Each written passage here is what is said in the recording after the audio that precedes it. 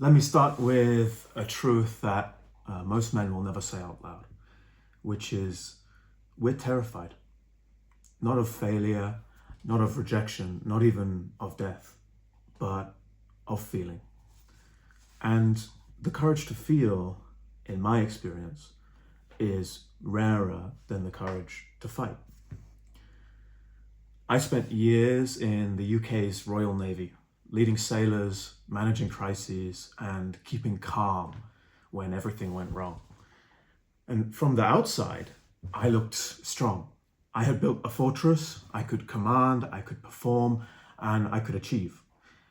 But inside, my walls were so thick, even I couldn't get in. I couldn't feel. And here's what I learned the hard way.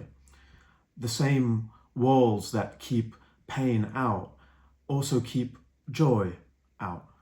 And the walls that protect us also isolate us. We live in a culture which praises control and punishes vulnerability. From boyhood, young boys learn, don't cry, toughen up, be a man. And we learn to shut down. We hide behind work, success, humor, distraction. But a man who cannot feel cannot connect. He cannot love, and he certainly cannot truly lead. Well, my personal story. For many, many years, I was unconsciously disconnected from my feelings. My work and leadership were stuck for many, many years. I had no friends for many, many years. I had no relationship with my family for many, many years. What did that look like? Well, against anger, I became aggressive, fighting back. With my sadness, I repressed it. I pretended it wasn't real. So much so that I couldn't cry when people I really loved died. I couldn't admit when I was scared and I needed help. I couldn't tell my boss at work that I didn't understand what we were doing. And it hurts me to say it, but I couldn't tell my girlfriend that I didn't see a future together with her. I couldn't tell my family that I was alone, depressed, and lost. And at the same time, the more I learned about leadership, the more I realized it demands emotional depth. It demands the ability to stay open while being strong. And that's what courage really is. Not the absence of fear and pain, but the willingness to stay present and consciously feel anger, shame, sadness, fear and pain. For me, the hardest part wasn't just learning how to feel, it was learning to trust what I really felt. To stop judging my emotions as good and bad.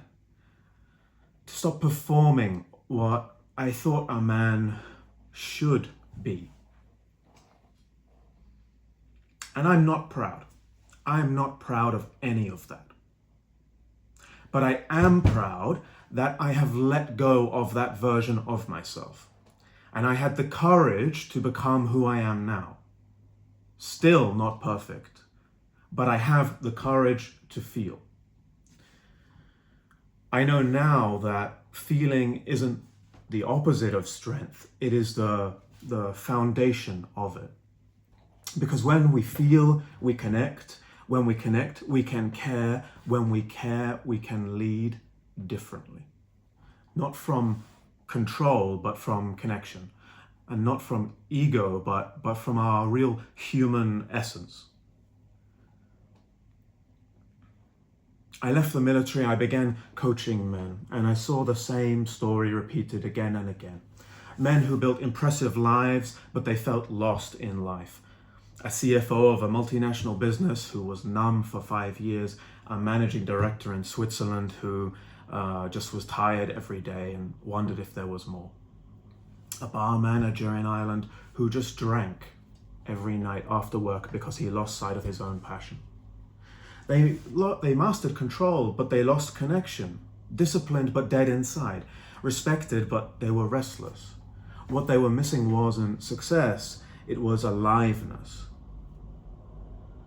And while working with them, when I noticed they started to feel again, when their walls cracked, everything shifted. To see men laugh again, cry for the first time in years, to start speaking their lost truth instead of being a grey version of themselves.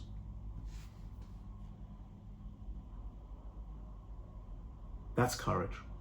That's authenticity. That's the courage to feel, because control without feeling is a grey brutality. Feeling without control is chaos. But control with feeling, that's mastery.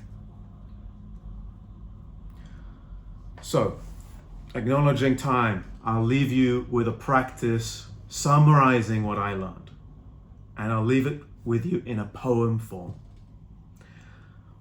When feelings rise, don't turn and flee. When anger strikes, stand firm and be free. When sorrow comes, let the rivers be. And when love calls, answer openly. Fellow Toastmasters, thank you.